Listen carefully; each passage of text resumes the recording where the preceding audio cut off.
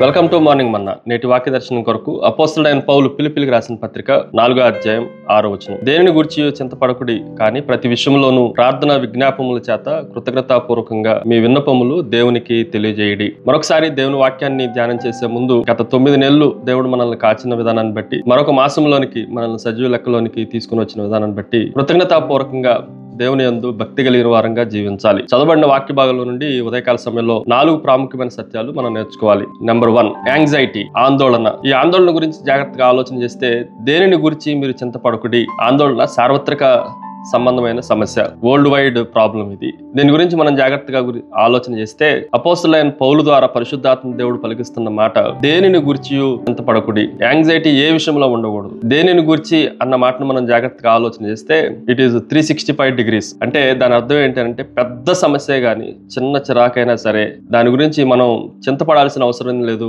ఆందోళన చెందాల్సిన అవసరం అంతకన్నా లేనే లేదు. ఇది దేన్ని సూచిస్తుంది అనంటే, మన ఆందోళన చింతనను దేవుడు తగ్గించట్లేదు, కానీ ఆయన సార్వభౌమాధికారాన్ని పెంచుకుంటున్నాడు అన్న సత్యాన్ని కూడా మనం జాగ్రత్తగా ఆలోచన చేయాలి. ప్రతిదాన్ని దేవుని దగ్గర తీసుకురావడానికి ఆయన ఓపెన్ గా ఉన్నాడు అన్న సత్యాన్ని ఈ ఉదయకాల సమయంలో మనం గ్రహించాలి. ఆందోళన అనే భారాన్ని మనం భుజాల మీద వేసుకొని కృంగిపోవాల్సిన అవసరం లేదు అన్న విషయాన్ని కూడా మనం జాగ్రత్తగా ఆలోచించాలి. రెండో విషయాన్ని మీకు జ్ఞాపకం చేస్తాను. ఇట్ ఈస్ ఏ అప్రోచ్, సమీపించుట. కేవలం చింతలతో నిండిపోతే సరిపోదు, కానీ దానిని దేవునికి తెలియజేయడి అని ఆ వచనం ముగింపులో రాయబడింది. మనం ఎవరికి తెలియజేసినా, ఎవరిని అప్రోచ్ అయినా, మన యాంగ్జైటీని తీసివేయటానికి, మన చింతలను బాపటానికి ఎవరికీ అవకాశం లేదు. కానీ దేవునికి తెలియజేస్తే ఈ చింతలన్నిటిని పట్ల దేవునికి ఒక మంచి అవగాహన ఉంది. కాబట్టి ఆయనను మాత్రమే అప్రోచ్ అవ్వాలి, ఆయనను మాత్రమే సమీపించాలి అన్న సత్యాన్ని ఈ ఉదయకాల సమయంలో అపోస్తలుడైన పౌలు ఫిలిప్పీ సంఘాన్ని హెచ్చరిస్తూ రాస్తున్న మాటలుగా మనం గమనించాలి. చాలా సందర్భాల్లో ఒక పీడకాల నుండి మేలుకున్న కుమారుడు గాని కుమార్తె గాని వెంటనే తండ్రి దగ్గరకో తల్లి మంచం మీదకో వారిని సమీపిస్తారు. ఎందుకు అంటే వేరే అవకాశం ఏమీ లేదు. అలాగే మనకి చింతలు ఉన్నప్పుడు తండ్రిని సమీపించడం అది బెస్ట్ ఆప్షన్ అన్న విషయాన్ని మనం జాగ్రత్తగా ఆలోచన చేయాలి. మూడో విషయాన్ని మీకు జ్ఞాపకం చేస్తాను. ఇట్ ఈజ్ ఆస్కింగ్, అడగటము. ఈ మాటను కూడా మనం జాగ్రత్తగా ఆలోచన చేస్తే, ప్రార్థన విజ్ఞాపనల చేత మీ విన్నపములు దేవునికి తెలియజేయడి అని రాయబడింది.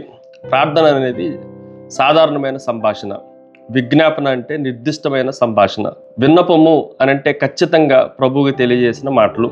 దేవుడు సాధారణంగా గందరగోళంగా ఉండే ఊరకనే చెప్పే మాటలు వినటానికి కోరుకోడు.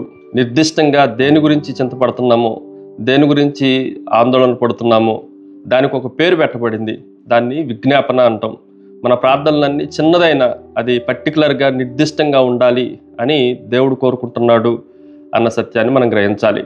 Finally it is a attitude. ఈ మాటను కూడా జాగ్రత్తగా ఆలోచన చేస్తే, మన వైఖరి అది ఎలాగో ప్రార్థన చేయమంటుందంటే కృతజ్ఞతాపూర్వకంగా అని రాయబడింది. ఎందుకు కృతజ్ఞత?